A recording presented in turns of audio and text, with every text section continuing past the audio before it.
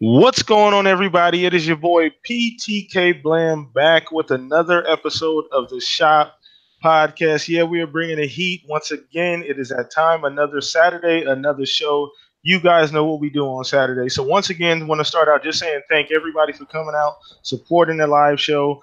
There have been some last minute changes. If you guys didn't see my Twitter post earlier, my two guests, shout out to them, Microbox of X, also Salty. So at the Saltiest Gaming Podcast, they were both going to be on the show tonight. They could not make it, unfortunately. We're going to reschedule things. Things came up last minute, but no worries. The show must go on. So once again, say thank you to everybody coming out. Appreciate it. Just drop a like on the stream and on the podcast if you enjoy it. Now let's go ahead and just dive in today. So we got some usual suspects. It's probably just going to be us three rocking out, but we can go ahead and carry this show. So let's go ahead and start with the Wonder Boy, Zarker. Go ahead and give yourself a shout out, brother. Hey, what's up, everybody? What's up, panel? PTK, Fuzzy, everybody. Yeah. PTK, you have some feedback. A little bit. I hear myself talking. Uh-oh. Okay, well, let me fix that. Testing. We're good. Yeah. All right. Unless you muted yourself. Is that better? We're good. Yeah, it's a lot better. All right. Sorry. All right, cool. All right, well, yeah, everybody in the chat, thanks for coming up. I know there's a lot of games to play right now, but damn, let's talk about them a little bit. Let's do it. And then we'll go ahead and talk to Mr. Unassuming himself. You guys know Fuzzy Belvedere. Go ahead and give yourself a shout out, brother. Hey, what's up, everybody? Glad to be here. Glad to be here with Zocker and PTK. Let's do this. Let's dive in, guys. So once again, drop a like on the video. Subscribe to the channel, guys, if you have not already. It's your first time. We do this every Saturday, same place, same time. Thank you guys for the support every Saturday. So let's dive in. So the first thing we want to cover here today is this whole Xbox Live paywall situation.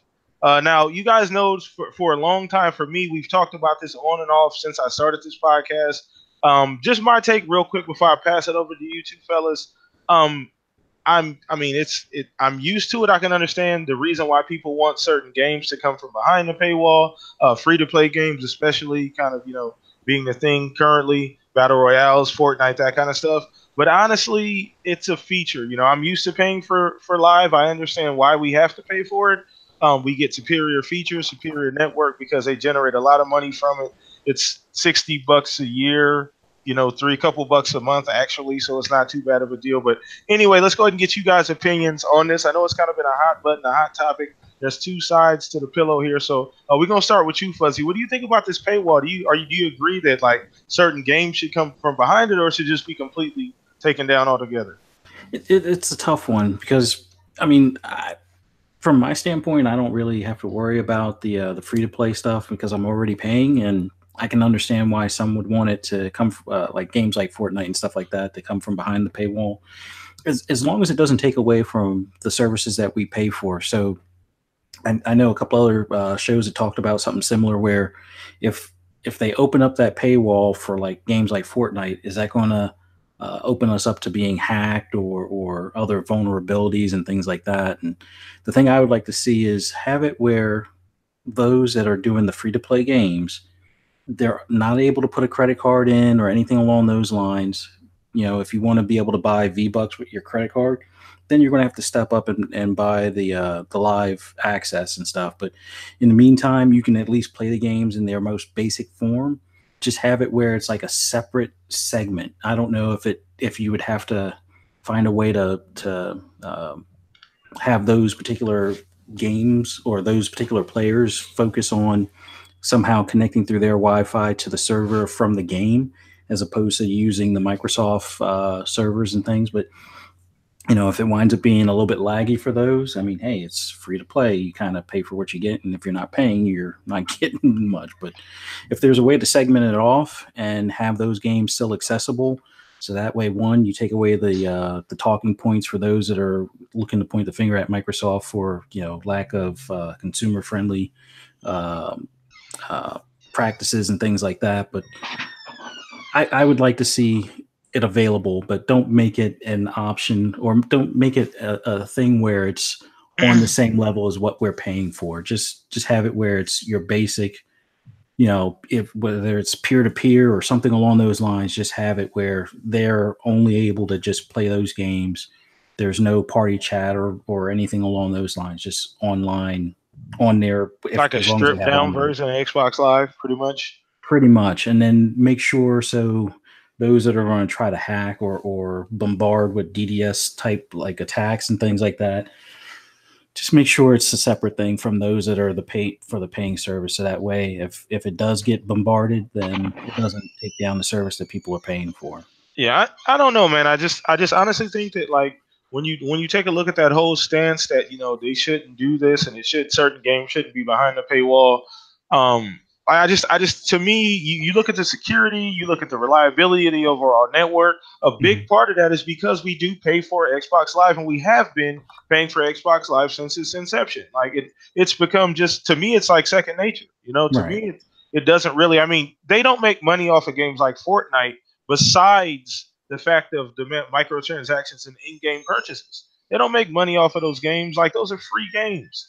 You know what I'm saying? I understand that people don't want them to be. People want them to be like Netflix. 'Cause I think Netflix and YouTube you can use without having a gold subscription. Correct? I think you can still use them as long as you have internet. Right? Is that accurate? Okay, so I think people kind of want those games to be that way, but I think just the overall security, reliability of the network has been too good for too long to just open up that kind of access. You see what happens to Sony. You see what happens to a lot of these other companies that don't have as a robust network as Microsoft. Now, I'm not saying they couldn't pull off something like you're mentioning or suggesting, Fuzz. I don't know. I don't think it's necessary. I think it's a vocal minority. I don't think it's a whole bunch of people saying that they should do this, but I don't know. I mean. I don't know. Yeah, so it's kind of I'm not quite sure on it. I have to think a little bit more about it. So yeah, but I think to be honest with you, I think that I just think it's a talking point between the console war thing. I do think that it needs to be free. Like I don't see a reason why it's not hurting them at all. I think that they need to make it because it's free everywhere else on every platform, including phone, PC, everything else. So I think they need to be equal in that. But for people to say that it's just like hindering them is just hyperbole. I think it's kind of dumb to say that because if you don't have Xbox Live, your Xbox is basically dead. Same with PlayStation. Pretty much. Right? Like if you don't have PS Now or PlayStation Plus, whatever the hell it's called, if you don't have that, it's basically dead. Like it's just a DVD player. Yeah, you can play your games, you get internet on it, you'll get your updates, and that's all. Like when I go on my PlayStation, I feel so alone. Like I just play I played Spider-Man, almost platinumed it. That's it. Got done. Moved on. And now I'm back on Xbox Live, and I'm in party chat with all my buds trying to freaking play games. When Call of Duty comes out, of course we're gonna need Xbox Live. When Red Dead 2 comes out, we're gonna need Xbox Live. All these games need Xbox Live, so we're getting it anyways. But for people to be like, oh my god, it's like hindering me. It's like it's really not. Like you're already paying for it. And if you're not, then you're not really playing on the Xbox. Let's just be fucking real here. And that's just the way I see it. I think it's a talking point. I do think they need to change it because it's free everywhere else. So you need to be competitive. Yeah. But at the same time, it just doesn't hinder anybody in this community or anybody complaining about it. It does not hinder you because you're already paying for live. You're already getting live. Let's be real. If it's some guy that gets an Xbox and just wants to play Fortnite, and I don't know why he's buying just an Xbox. He would buy a laptop or he would buy something like, a small PC, just something different. You don't need a huge Xbox unless he's getting the S. If he's getting the S for $150 or whatever, 180, and he wants to just play Fortnite on that thing, then yeah, he has room to complain, but I don't know anybody like that.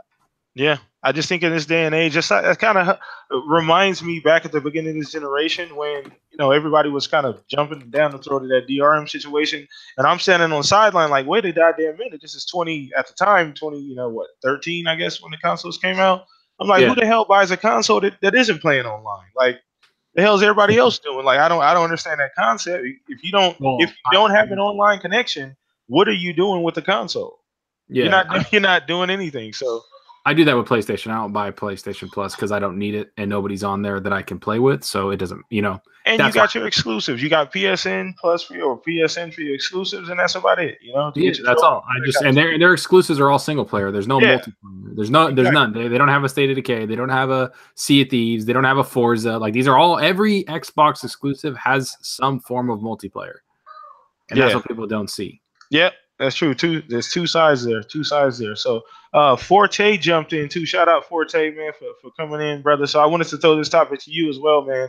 The whole Xbox Live paywall. Everybody saying that Fortnite, certain games, free to play, particularly, should come from behind the paywall. So I wanted to get your opinions on that, Forte. All right, so they definitely need to change that part of it. The Fortnite and all the free to play games, they need to come from behind that, just like they did with Netflix and all these other services. That is the one thing they do need to change. I really think the decision on the paywall really comes down to how long you've been on Xbox Live. And for me, I've been on Xbox Live since the beginning. I literally went to a store, bought a box that had a headset in it and a card that I literally put it on my Xbox in 2002 and got online. So I've been paying for Xbox Live for the better part of 17 years. And to this, and it's not an excuse, but to this point, I don't think I've ever, except for that first 1 or 2 years, paid full price for it. So you're still paying for it, but you don't have to pay that full $60. It's always on sale.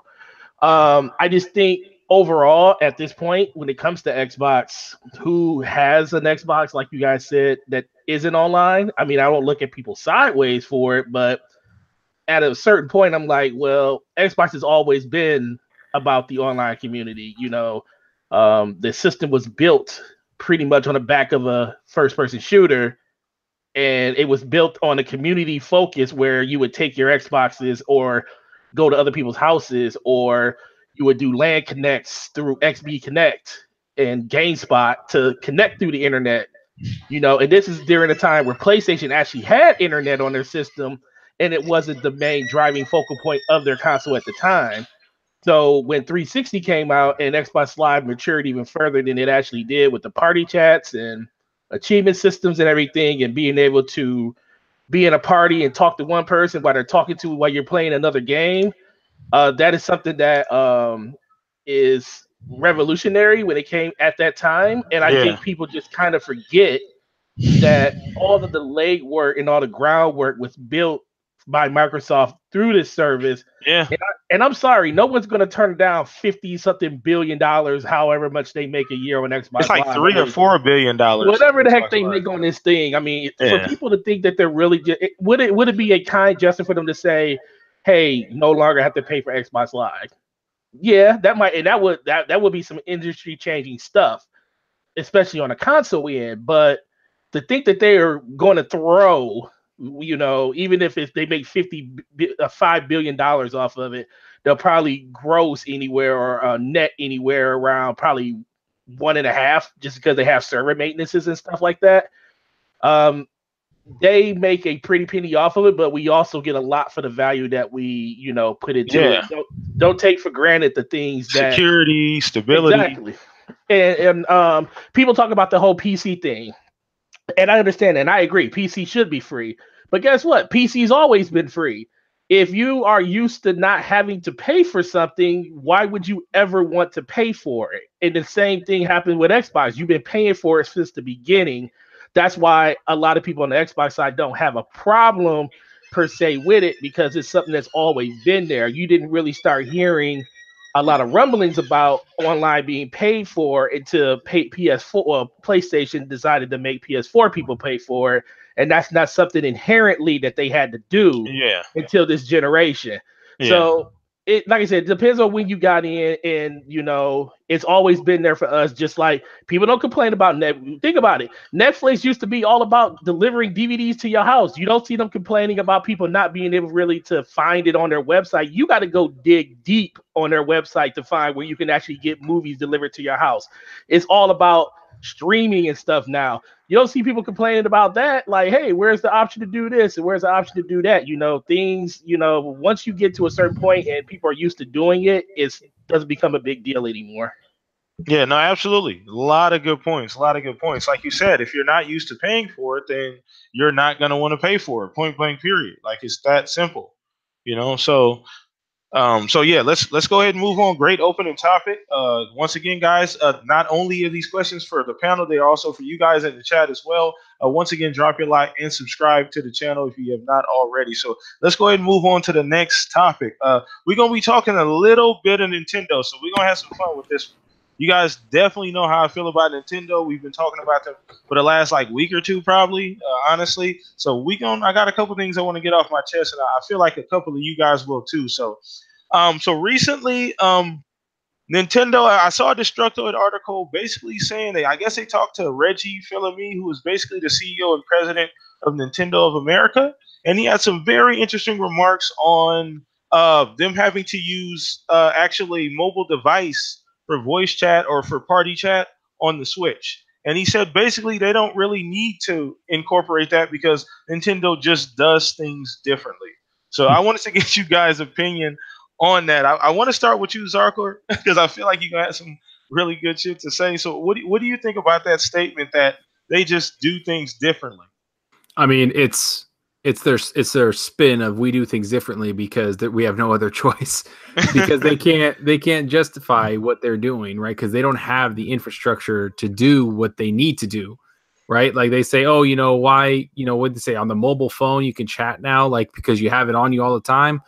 Well, like I was just in another podcast. They said, well, you know what else is on you all the time? The goddamn Switch. So put it on there too. So it's like, it doesn't make sense. They don't have the clout or the programmers or anything to get what Xbox and PlayStation have. They just don't. And they're making excuses now and trying to PR spin it when everybody knows it's 2018, about to be 2019. And this shit should just be regular. Well, wasn't the Switch marketed as a portable device that you could just take it with you, kind of like a DS? Yeah, I mean, it was in the beginning. And that was what it was. And everybody like bought it because of the Zelda and all that. And now, I don't know how sales have been going lately, but has it been selling well? Or did it fall off? I felt like it fell off a little bit. At least that's what I think. I don't hear people talking about it. It's about to jump through the roof in a minute. Well, what's Smash Bros coming out in December? Well, yeah. So they wait on their exclusives. They wait on their exclusives. But the point is that they're trying to get and compete with this online thing because they see what Xbox makes. Like we just talked about, billions of dollars a year from just Xbox Live. Then Sony makes however much they make from PlayStation Plus. That's what these guys are trying to do, and they're just finding loopholes to put their not even features on the goddamn thing, and it's just not working. It's just not. And I don't have a Switch. I don't want to buy a Switch. I have no inclination to get a Switch. So it's just they need to step up their game and actually compete. But then they say Microsoft and Sony aren't our competition. And it's like to some extent it's true because they're kind of a secondary console that people kind of have on the side from their main console. It's a side bitch. So it's a little weird. Sorry, but it's just a little, it's just, I don't know. Like I don't know. They're just all over the place and they're doing their own thing, and their own thing to me just means excuses. Yeah, just the one thing about Nintendo is that let's put this all in perspective, guys. Right? If Phil Spencer farts and some reporters around to hear him fart, there's going to be 20 articles the next day about him farting.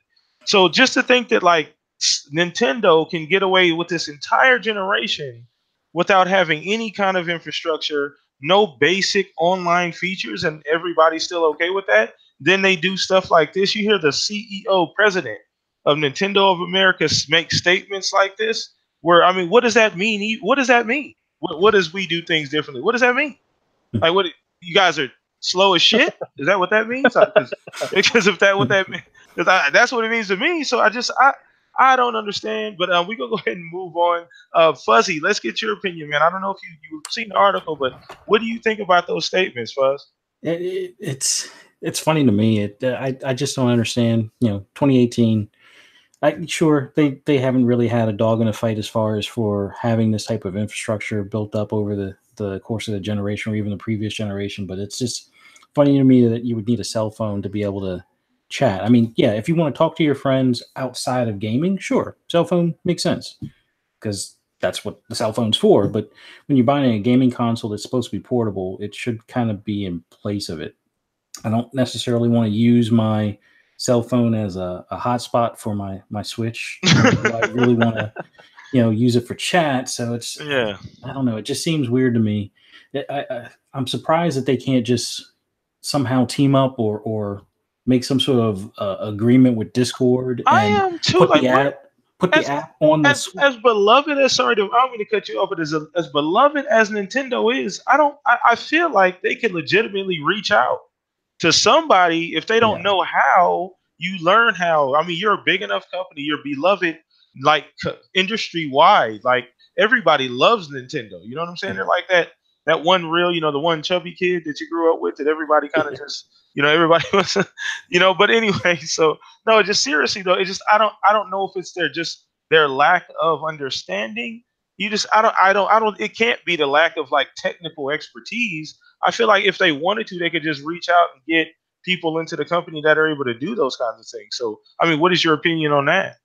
I guess it's just that they were in such a closed system for so many years with their previous upper management and stuff, and then when he passed, their growing pains are now starting to show. It's just one of those things where back when cartridges were the rage and they were looking to go to CDs and they talked to Sony and then stabbed them in the back and went with Philips, I think it was. So it's Yeah. like I guess they're afraid to do that whole deal again because then they'll just make another competitor for themselves. But yeah, they would have been better off either.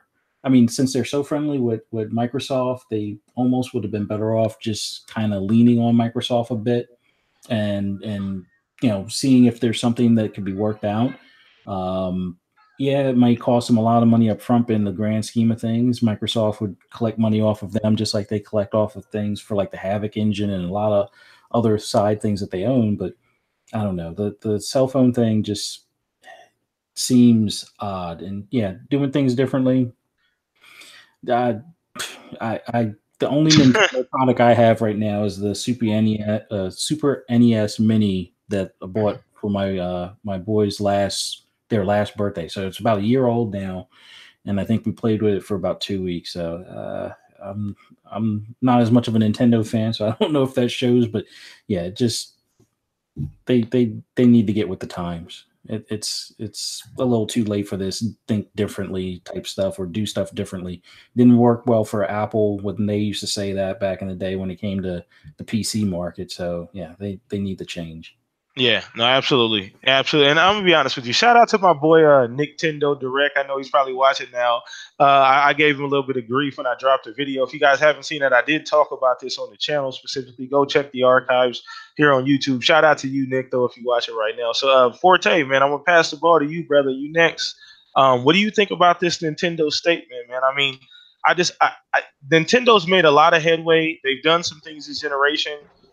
Like the crossplay thing, they've been a lot more open, as far as like welcoming other, not providers, obviously welcoming other companies, like letting Xbox do the crossplay thing, and some of the ideas that they came up with have been pretty open. But they still fall back to the same ways, and I don't understand why. So, what do you think about this statement from the Nintendo boss? Okay, so I'm gonna give y'all some insight, and this is something that I found out when I was at work at a conference, and we actually asked Nintendo this question. And they probably need to come out and say this to the masses, but they haven't yet. But I'm gonna ask you guys a question first.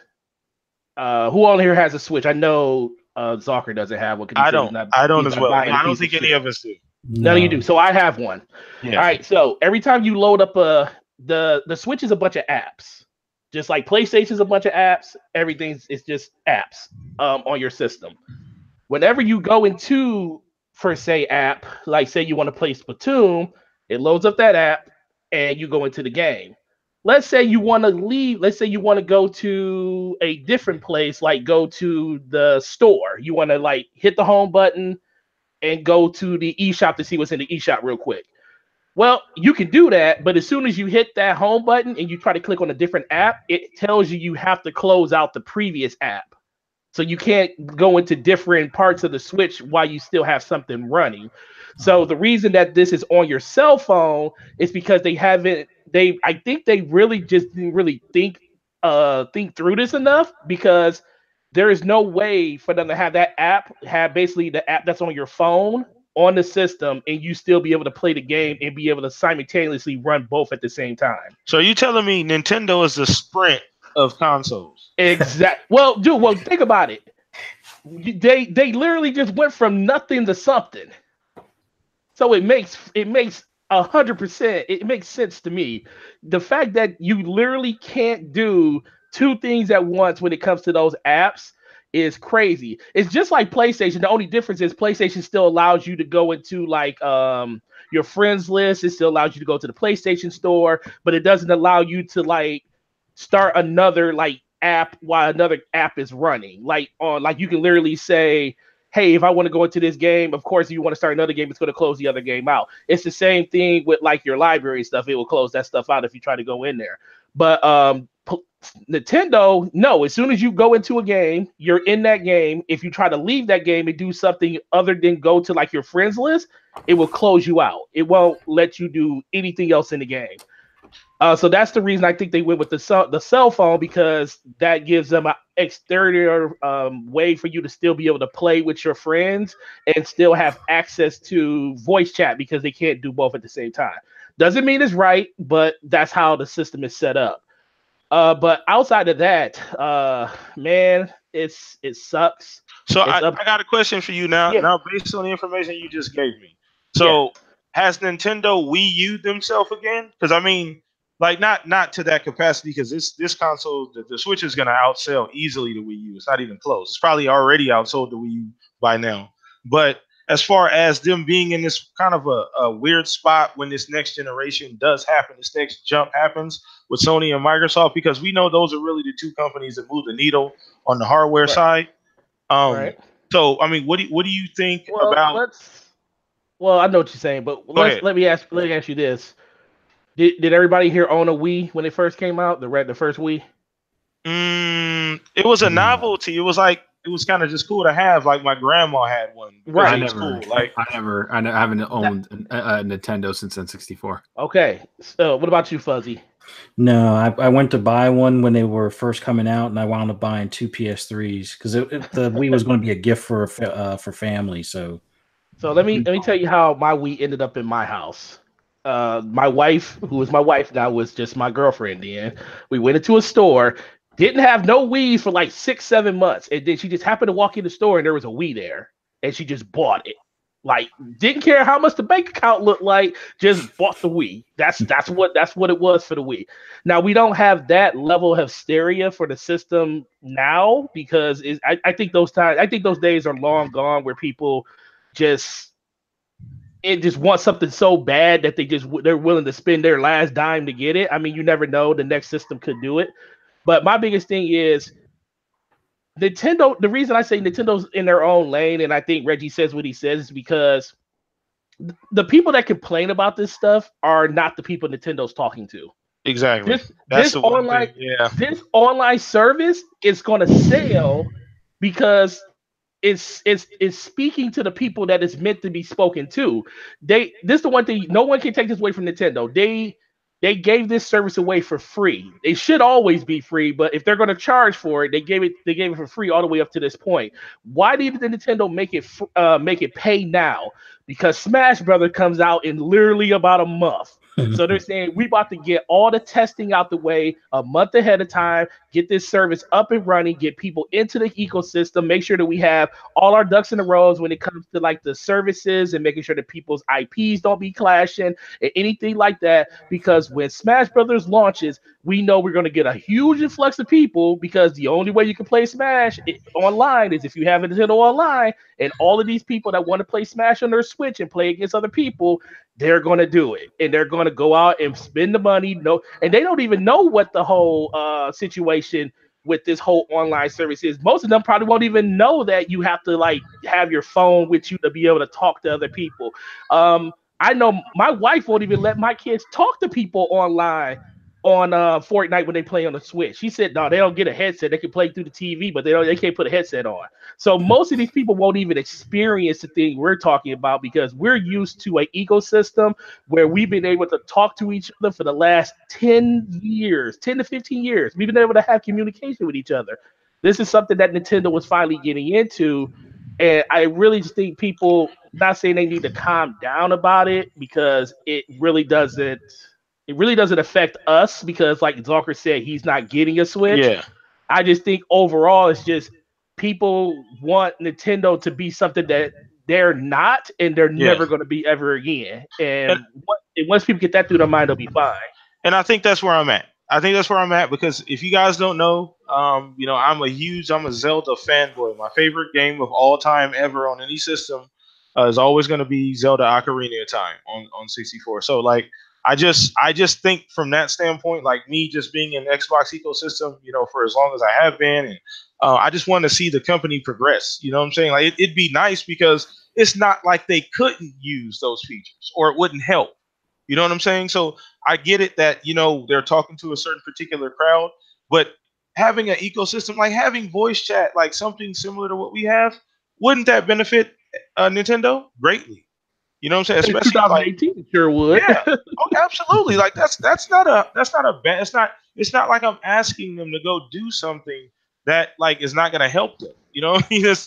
So it's just to me it just makes sense. It's a natural evolution of console. You play these games online. People naturally want to play with each other. They want to have contact. They want to have communication. So why wouldn't you build that in to something that you want people to play together? That's what that you market it as something we can all play together. You know what I'm saying? So you gotta. It's just to me, it just makes sense to have that kind of feature. But once Well, let me again, ask you this. I can't remember, but if I remember correctly, PlayStation, did it have party chat right off the back during PS3? I don't think so. I don't think it did. No. So No, it didn't. if I remember correctly, I think it was like close to 2009 or 10, like two And or it two or three finally years got after the party system. chat.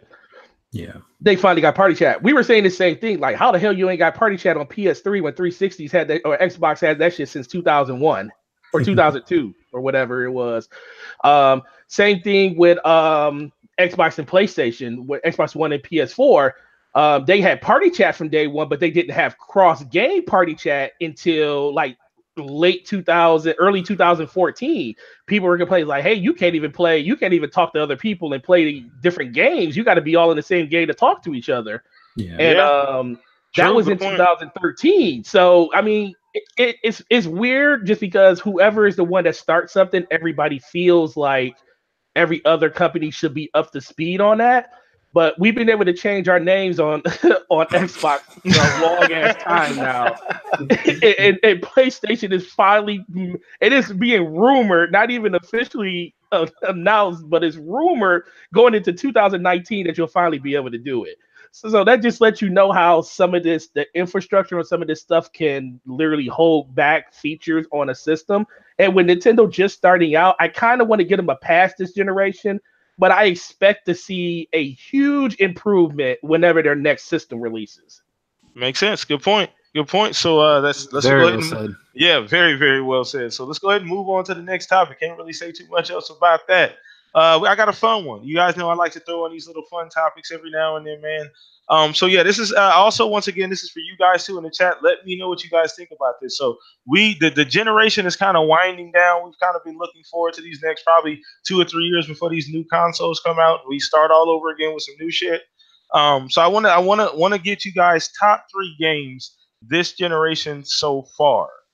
Okay, this is including up to today, including the games you just played before you jumped on the show today. What are your top 3 games this generation? It doesn't matter what console. So I want to start with you on this one, Forte. Top 3 games this generation so far.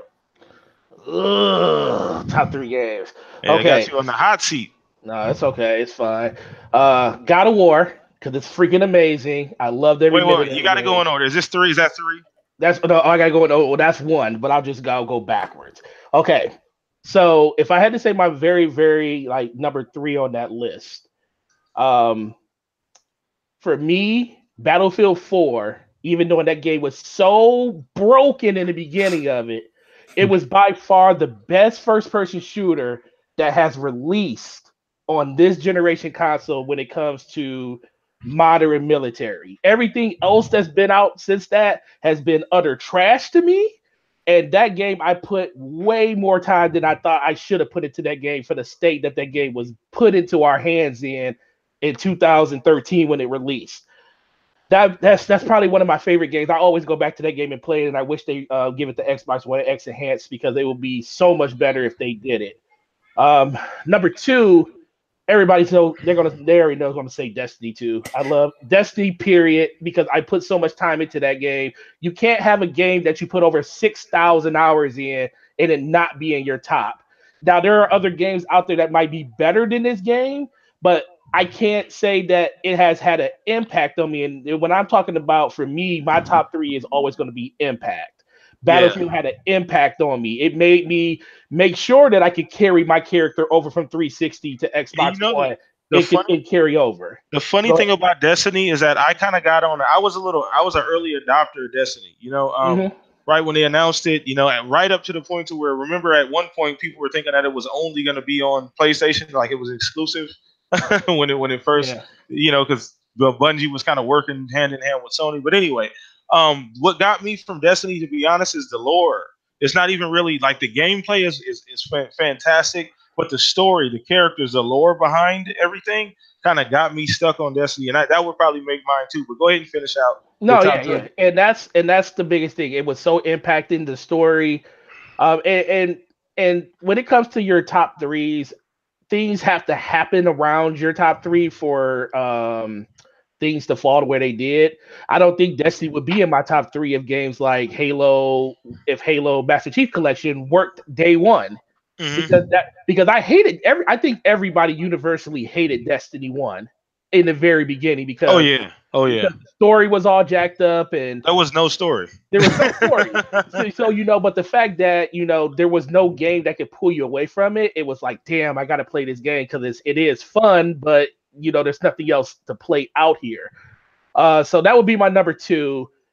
And then honestly, I'll give you four because God of War and Witcher 3 are by far my two favorite games this generation for their own distinct reasons. They both are RPGs. I didn't think any game would come close to what Witcher was when it comes to an RPG game, and God of War, even though it didn't get as close to Witcher 3, it at least met an expectation I never thought a God of War game would ever get to. I didn't expect what they did in God of War to impact me as much as I did. And the reason I say this because, like I said, up until this point, I pretty much predominantly played Destiny. I literally put that game down for a good month and a half to play nothing but God of War. Nothing but that game. I beat that game in I had like 56 hours in it when I finished everything in the game. And it was amazing. And I am going to go back and do the New Game Plus. I just haven't started it yet. But that is one of the few games that's still installed on my PS4 that I could just load up whenever I want to. But that game and Witcher are by far the best games I played this generation. Okay, cool. That's a good top three, man. You got one of mine in there, but let's go ahead and move on to you, Zalker, man. Top three so far this generation, man. I think I got an idea, a couple of yours. This is hard. To be honest, I'd have to go with my number one.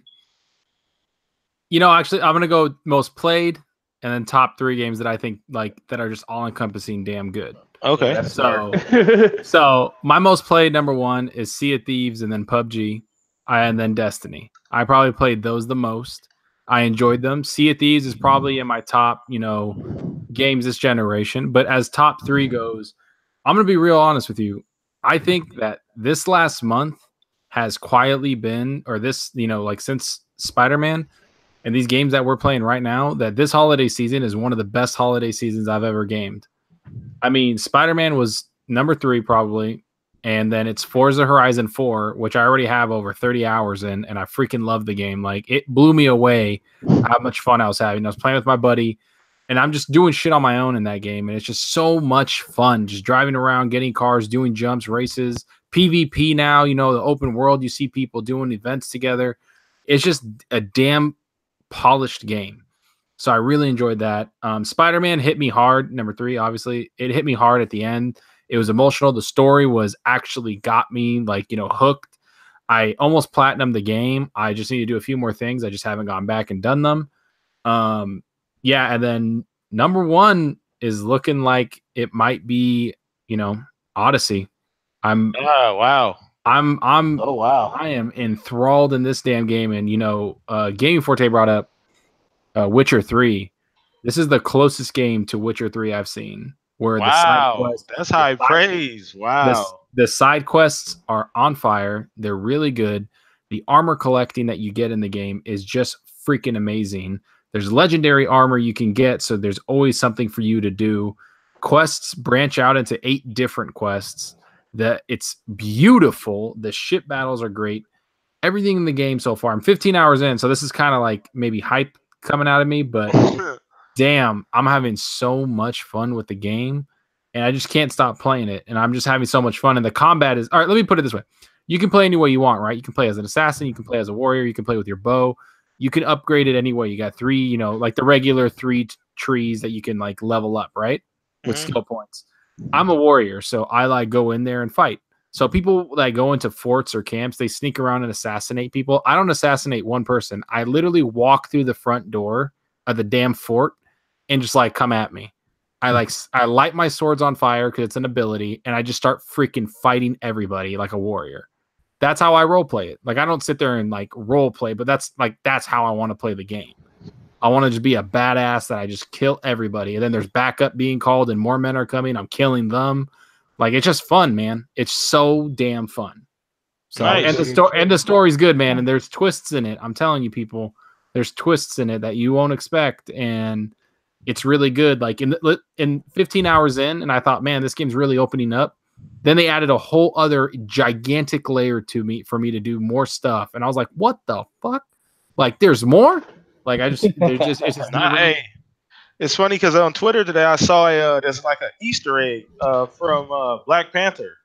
They have a scene from Black Panther in Odyssey, which is pretty dope. But you know what? I've been hearing so much good shit about that game. Like everything everybody's seen and I've seen on Twitter, and I've watched actually people stream it, has been amazing. Everybody's pretty much said this is the best AC ever at this point. Oh yeah, it by far. And let's, I'm full disclosure, I'm 100% Greek. My family's from Greece. My mom and my dad. So there's a little bias. A little bit of bias. A little bit of bias. Family created the game, bro. I feel like Ubisoft called me, and I didn't. I in a dream, and they're like, "Yo, we're making this for you," and I'm like, "Okay, cool." And then I got the game, but no, just and then it's just and somebody said in the chat, Shanzu said, Odyssey has much better combat than Witcher, and it does, like far better. And it's just so much. It's just great, you guys. Like honestly, it's just endless amounts of stuff for you to do. There's stuff for you to collect. There's things for you to achieve. People to hunt. Like it's just fun. Recruit. Like I recruited this big badass guy on my ship, and when I board other ships, he comes in with his big ass mace and just kills everybody. I'm like, hell yeah! You could even tame animals, people. Literally, I tamed a wolf to fight with me. I mean, it's just like, damn. Nice. Got a little bit of Minecraft in there, huh? Oh, dude. All right, cool, man. No, that is amazing. That's super high praise. And you guys know Zalker, man. He is a straight fucking shooter. He's gonna tell you like it is. So if Zalker says it's good, man, you guys should definitely check it out. So Fuzzy, very interested to see what your top 3 is gonna be, brother. I feel like I know at least one, but go ahead. I just want to know which Forza is gonna be in there. Yeah, I know, right? What do you mean? What do you mean? Which one? Yeah, all well, I mean, he hasn't put 1,000 hours in the Forza 4 yet. All right, I'm gonna start with my number 3, and this one, in the beginning of the generation, I put a lot of hours into. I do have to agree with Forte. Battlefield 4 was an awesome game, but for me, being a zombie fan, I'm gonna say Dying Light. That's my number 3. Okay. I put a ton of hours in it, and it had the best of all kinds of zombies that I like in all the movies. And the fact that you could parkour and jump from rooftop to rooftop and sneak around at night and all that, it was just awesome in the beginning of the generation for me. Yeah. Now, this one's going to be kind of weird. Being the Forza fan I am, my number 2 right now, as of right now, is going to be Forza Horizon 4. Ooh. I love motorsport, but Forza Horizon 4 has everything I could possibly want. It has a lot of the cars that are in Forza 4, or I'm sorry, in Forza Motorsport 7. But the fact that you could just do just about anything. You have dirt racing, countryside racing, on asphalt racing. I mean, it has all the stuff that I love about car racing, as well as just the crazy stuff where you're a stunt driver or you're working with this one chick for a blog and going through all the video game cars and things like that. It's just so much fun. But my number one this generation has got to be the one that I put the most hours into, and I'm gonna say Division 1. Oh wow. Oh, man. That was on my I list played too, that for a second. game from the beta on through for 1 year straight. Didn't play another game. I probably should have about 20,000 more gamer score than I do right now. Facts. Spent so much time in the Division, and it's weird because I saw how the community fell off when it was 1.3. Like in the beginning, everything was awesome. People loved it. And then it was like, oh, well, there's no real end game. Well, you kind of made your own end game in the Dark Zone and you could just redo the missions. And the thing for me, I was able to do the challenge mission solo. I mean, yeah, it might take me 45 minutes to an hour to do it by myself, but that was what the challenge was. And then it became, as you got better gear, run through it as fast as you can. So there were a few people in the community where it's like, oh, I was able to do the apartments in like 4 minutes. I can do it in 3 minutes, 55 seconds. So it was like a challenge to see how fast you could speed run some of the missions. But the biggest thing was when they changed it or fixed it for the masses, where the time to kill the enemies was a lot more, I won't say realistic, because it's hard to wrap your mind around shooting a human being 45 times and they're still running around with like a quarter health. That I can understand. With It's a video game. Yeah, we know. I understood it. People didn't understand. Yeah. But when they changed the time to kill to be a little more accepting, where it's like, okay, depending on the level of your weapons and things like that, you could either kill them in 3 shots or it might take 15. But it made it easier to get more people back into the game, and then it just kept on building and adding more. Well, they added the whole Southside Pier. They've added roaming bosses. I mean, they've done so much. I mean, and they can still do more, but Division 2 is right around the corner. But yeah, I played so many hours of that, and I've grown to love that game and be frustrated at the same time when they nerf stuff or when they change stuff. But I guess that's the nature of an MMO type of thing, where once everybody has all the gear, well, we need to kind of readjust things, or we need to make it so armor is not the end all be all. And it allows people to kind of change the meta, or the meta is going to change at that point, and you have to kind of figure out for yourself what's going to be the best gear set to work for you and stuff. But the gear sets, the loot, the groups, the Dark Zone, all of that was just so fantastic this generation. I never really experienced that in the game before, so that kind of blew me away this generation. But after listening to Zalker talk about Odyssey, one of the honorable mentions I wanted to make was Assassin's Creed Origins. And Odyssey, I want to get it, but I was waiting for one of those sales because I've already pre-ordered Division 2 and Anthem and Red Dead, and then I had already had Forza on pre-order, so I'm like, I can't do another pre-order because I'm gonna want to do the full $100, or I guess now they're like $110 or $20 copies where you get all the additional content and stuff. But I definitely want to play that game because Origins was fantastic. I mean, it didn't make the top 3, but it's definitely in my top 10 for this generation. But from what everybody has said, and some of the clips I've seen and some of the screenshots and stuff like that, Assassin's Creed Odyssey looks like it's definitely one to possibly topple one of those off the list. So, zombie or not, it's definitely going to make the top 3 at some point. And let's ask this question after Red Dead comes out. Yeah, I know, right? Let's see. We'll see. We'll see about that once Red Dead is. So I guess I'm gonna go ahead and go with my top 3. So I've been kind of sitting here thinking about this as you guys have been going along. So I got a couple different picks. Now, I guess I'll start with 3. For me, 3 is probably going to be Halo 5. Just for me, I know the campaign, a lot of people, had a lot of mixed feelings about the campaign and Locke, and, they felt like it was slighted. They felt like it didn't really live up to, the hype or expectations. I enjoyed the game quite a bit. I loved the whole back and forth between Locke and Chief, and even though you didn't get to play as Chief as much. And the multiplayer is phenomenal. I don't play as much as it anymore, but I know when it came out, I was heavy on the Halo 5. So I put that at number 3. Number 2, surprisingly, is going to be Destiny. Now, Destiny is probably my most played game this generation. And I know as Gaming Forte was saying earlier, like I'm super duper into the lore. I love the game. It's fantastic. I was one of the guys. I felt like kind of the last of the Mohicans where Destiny 1, where like everybody kind of abandoned it. I was one of the guys still playing the daily missions, doing a little quest and grinding still for just trying to get a damn Gallahorn so I can finish a raid. Bad. So, still crossing my fingers for all these different weapons and exotics, but I still was playing the game. I still enjoyed it. Then I got into the lore, and that really captured me. The story behind Destiny, the characters, the story behind the weapons and armor, and just how everything works together. It's actually pretty interesting. You guys should check it out. Now, number 1, this is gonna be. I haven't heard anybody say this, but Titanfall is gonna be the first. Titanfall is gonna be number 1.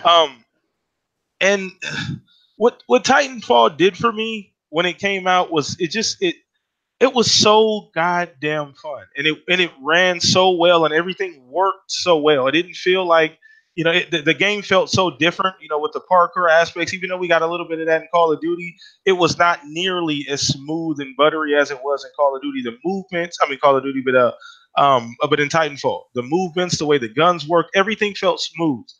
Even the Titans itself, people were worrying about that being an issue. How is this going to work with the Titans running around? Everything just worked perfectly, essentially. And the game was amazing. Now, they dropped the ball with 2 being multi-plat, and that's a whole story in of itself. But Titanfall for me would probably be my top game so far this generation. So I think we got.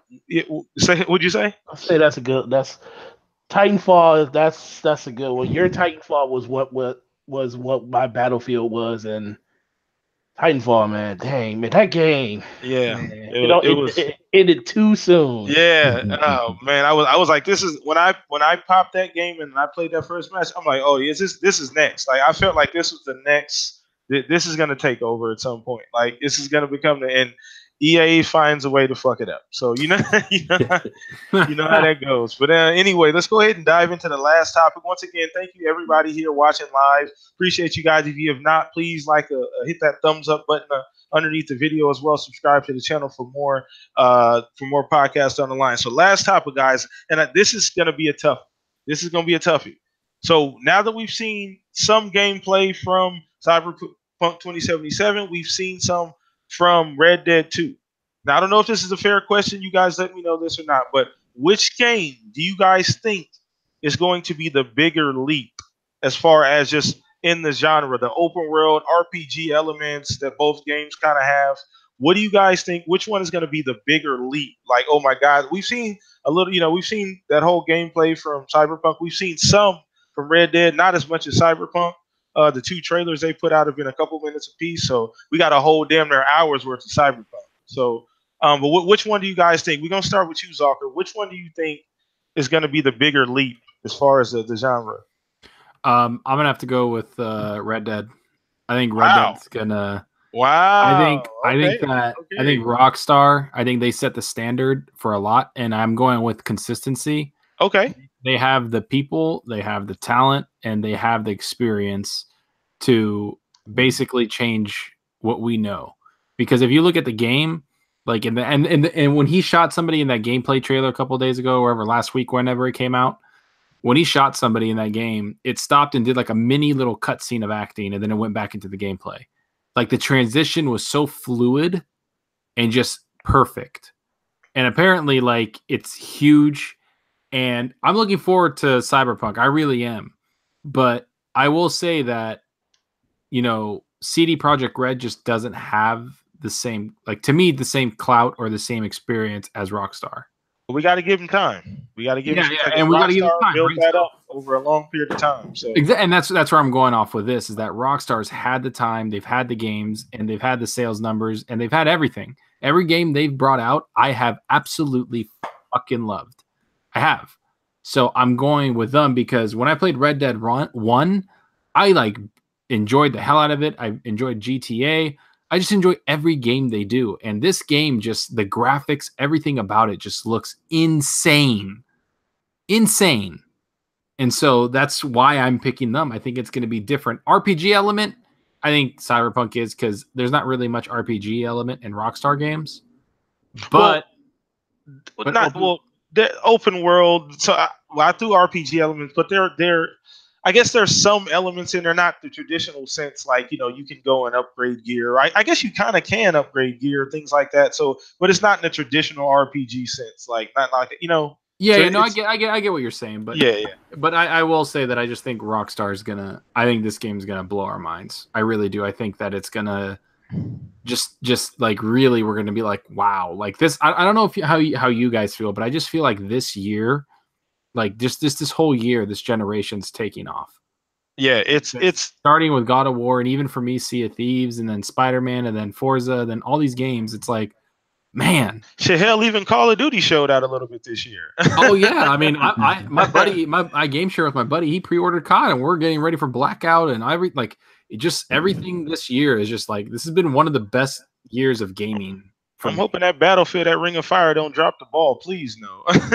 Yeah, we'll see. We'll see what happens with those guys. But all right. I think Red Dead is the answer for me. That's actually pretty surprising. I was almost 100% sure you say Cyberpunk, but no.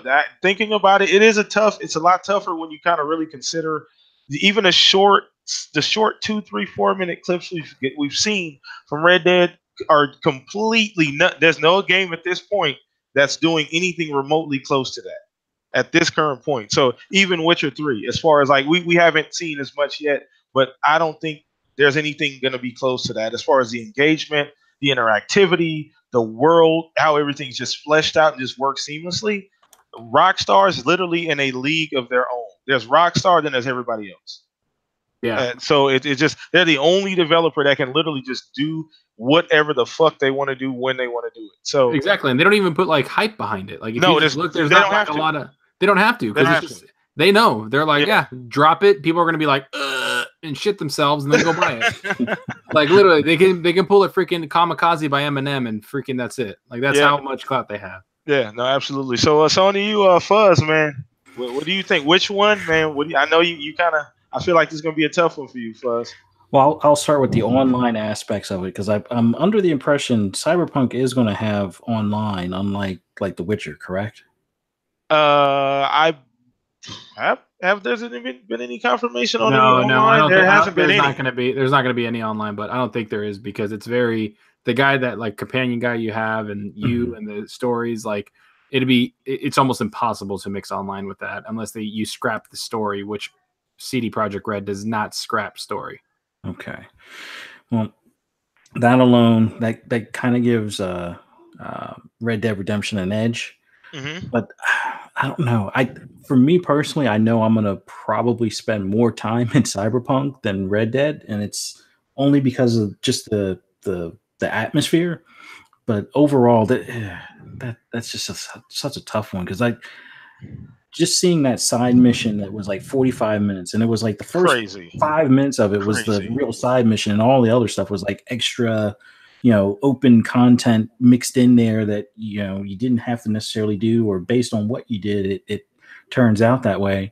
I know Red Dead's going to have stuff like that, but it's not going to have the RPG aspect as far as layers. Like I know you're going to have different weapons that are going to have different characteristics, a little bit better than the other type of thing, or like a better horse and so forth. But Cyberpunk is going to have those characteristics on the individual parts that can be upgraded or modified by some of the black market dealers and things like that. So it's just that, man, that's a tough one.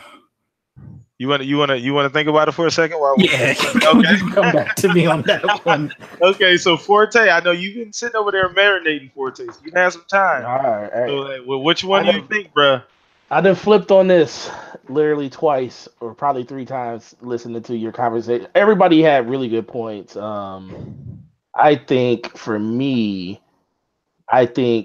I think.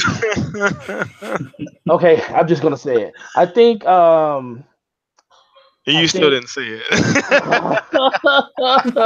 Okay, okay. I think Called Cyberpunk is out. gonna. I think Cyberpunk's gonna be the game that's gonna push it a little further. The reason I say that is because I think I agree with Zucker. I think what no one can really touch Red Dead and the things that Red Dead does and what Grand Theft Auto does and what Rockstar just does in their games. I think they have the attention to detail spot on with their games. I think they're going to really push forward probably the online component that you get in Grand Theft Auto. I just don't know how much further they can push it because it's the world's not set like Grand Theft Auto where I see them advancing what that's going to be in the game. Because I think we're going to have to wait to the next Grand Theft Auto to see the advancement in the multiplayer. I think we'll see slight improvements to whatever they can do with the Red Dead multiplayer, but I think you're not going to see huge advancements into the next Grand Theft Auto, and that's even if they don't just spin it off and make it its own thing. Um, when it comes to Cyberpunk, I just can't get the one thing. The one thing I can't get out of my head about Witcher, and you basically just have to because we don't know enough about Cyberpunk, so we're basically just going back on a game that they made before. I just can't get out of my mind how good side missions were in Witcher. Side missions in Witcher 3 were like 90% of those missions, the side quests, were better than the main missions. It, I just think that this game is being as vast as it is. I think you're going to see a whole nother level of gameplay when it comes to the extra stuff that you have to do. I think the main story is going to be great. I think it's going to be amazing, but I think they're going to throw that extra sauce in there when it comes to all the stuff you can do outside of just the main campaign. Being in a metropolis hub like they are in this game with different hub cities and stuff, or however they're going to break it up, I can just see another level when it comes to these side missions being in the game. I mean, outside of that, the story itself, I think is going to be really, really good. I think they're going to really refine that combat a lot more. I know a lot of people are a little Jones that they're not going to have third person in the game because it's all going to be first person, which could kind of take away from just the atmosphere because you have that. I mean, actually, it adds to the atmosphere to an It's more extent. immersive, It's yeah. more immersive when you're in first person, but I just think when people can see their character, I kind of understand what they're saying because that's the one thing that I loved about Mass Effect, the Mass Effect series, the fact that you can see your character on screen really it makes you feel more powerful in some ways. But overall, I think yeah, man, that's a tough one. But I really do think that Cyberpunk is gonna push a little bit further, and I think Cyberpunk's not coming. I think it's gonna be a launch game for both systems. I think it's gonna come out at the very tail end of this generation, meaning 2020. It's not coming out next year, and I think they have a whole nother 18 to 24 months to really focus on what this game's gonna be. And I think we just see the tip of the iceberg when it Yeah, comes to that's the a stuff that they're scary going to thing. show. That's a So, scary thing. so Yeah. that's so just time by itself is going to allow them to iterate and add more stuff to the game. So that's why I think Cyberpunk's going to do it. Okay, now I'm gonna go ahead and throw mine out there. I know we still gonna get to you, Fuzzy, and this is gonna be the last topic of the show. We still gonna get to you, but this is that. I mean, even when I was thinking of the question, I was sitting there like, "Holy shit, what am I doing?" Because I couldn't even answer it while I was writing it. I couldn't even answer my own question. So, now, so this. We're at the end of the day, guys, in chat. We're really just both games are gonna be next level phenomenal shit. I mean, just oh god, the one now Zarker, I know you kind of took away. Well, no, Fuzzy kind of took away points for Cyberpunk for now for just lack of information, not having any multiplayer aspect. But the one thing that I think Cyberpunk does that Red Dead doesn't have is the element of we've never seen a game in this setting like this before. A game of that magnitude, the whole cyberpunk, the whole that whole kind of feel, and the massive city. I mean, when he came down that elevator and he stepped out the elevator onto the street, and you see those crowds, how lively it is. I mean I mean, that really blew my head off. I mean, we haven't seen a whole lot from Red Dead, and I agree with you guys 100%. Rockstar are they are just amazing. They're almost immaculate. They can almost do no wrong, just about. And I know Red Dead is going to be packed full of content. I just feel like I have this inkling that once Cyberpunk, when we see what's really, and they start peeling back the layers of Cyberpunk, I think Cyberpunk is going to be a something that we look back on and say, okay, that's a game that's going to signify a jump in what games are able to do. Just like I feel like Red Dead's going to do that as well. Maybe I don't think it's going to be to the same capacity, is what I'm saying. So I'm going to give Cyberpunk the slight edge here for now. But Fuzz, you had a chance to think about it, man? Yeah, I'm still thinking Red Dead has the slight advantage, and there was another thing I was reading that they hired, I think, like 1,000 actors. They did. and each one of them has like a different mood or attitude in the game. So even though, I mean, it's the Old West, you're not going to have as many people roaming the streets as you would in like the cyberpunk environment. I think the fact that they went into so much detail on character building and things like that, not to say that Cyberpunk won't have that, but I kind of feel that the character aspect of it, and whether it's cutscenes or the interactions between the cutscenes and the action, I think that's going to be just a slight edge. Now, I'll probably be wrong by the time Cyberpunk comes out, but I think knowing Rockstar and how they do pay attention to the smallest of details, that's going to be huge. Now, they're limited by the time period, but I don't know. It's still a tough one, but just Red Dead, just for character building or the different personalities that you're going to encounter, at least that we know of. Cyberpunk probably has similar numbers, but it's going to be another year before we know, I guess, on that one, at least. All right, cool. All right, so great choice, man.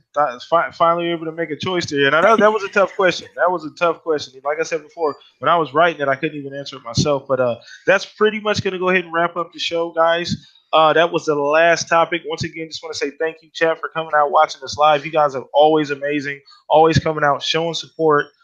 Thank you, panel, once again, for you guys taking your time out today. I'm going to go ahead and let everybody get their, essentially their plug out, essentially. So let's go ahead and start with you, Fuzzy. Go ahead and let everybody know where they can find you, brother. You can find me on Twitter, PSN, or Xbox Live as Fuzzy Belvedere or Fuzzy_Belvedere. Usually, well, for at least until Red Dead comes out, probably playing Forza Horizon 4 on the regular. So, and don't try to hit him up on Xbox, so he won't answer. He's in a cave. You can probably see when I'm streaming on Mixer, because gotta get those influence points. Yeah. Okay, cool. So yeah, make sure you guys hit him up too as well, man. Hopefully Fuzzy at some point decides to do a damn YouTube channel. That would be dope. But I don't know. We'll see. We can't convince him. But go ahead, Zalker, man. Let everybody know where they can find you, man. Hey, what's up, everybody? Zalker. Yeah, thanks for stopping by. Awesome show. What a damn last topic. Way to go, Blam. Just mess up everybody. I know, right? Stumbling over themselves. It was awesome. No, it was great, dude. That was awesome. That was a great conversation. I was like sitting here listening, like, man, I don't know. Did I pick I don't know, man. I flipped like 3 times on it. Yeah, it's so tough, man. That's good questions, right? That's good shit. So, yeah, you guys can find me at Zalker87, ZALKER87 on YouTube. I try to put content out all the time. On Twitter, Shocked87. Just hit me up whenever you guys want. Yeah, all about the games. I'm going to be no-lifing Assassin's Creed Odyssey. So, yeah. That's just a transition period till Red Dead. They're gonna continue no lifing once Red Dead. Dude, I got Blackout 2 with Call of Duty coming out. My boy's like, we're playing that, man. I'm like, shit. Yeah. Good luck. Yeah. So which one is gonna be your side piece, COD? Probably COD with my buddy, and then I'm gonna play Assassin's Creed as much as I can. I'm even looking forward to the DLC. I'm looking forward to everything in that damn game. Nice. Okay, cool. All right, Forte, man, go ahead and let everybody know where the people can find you, brother. Well, as usual, man, thanks for the invite. Awesome show. That last question, magnifique, sir. You You guys can catch me over on Twitter, Gaming Forte. Same thing on YouTube, Gaming Forte. I just started my playthrough of Assassin's Creed. I'm 3 hours in. I probably won't play it tonight, but I am going to start playing tomorrow again. And I will have a first impressions on my channel on Tuesday. So if you want to see what a person that just started the game thinks about it, probably within their first 10 to 15 hours, come check that out on the YouTube channel. And thanks for stopping by, guys. I appreciate it. So once again, last but not least, your boy PTK Blam, the host with the most, guys. Catch me, PTK Blam, across the board. Follow me on Twitter.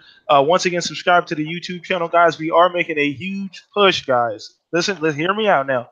1,500 subscribers by 2019. We don't have a lot of time, so make sure you guys are sharing the link to the channel. Make sure you guys are sharing the link to the podcast, man. We're trying to get everybody on this train, man. But just once again, appreciate you guys coming out, stopping by the show. We will have more guests, more lit ass topics next week, guys. Same place, same time. As always, peace out. Love you guys so much. Have a great evening, everybody. Later.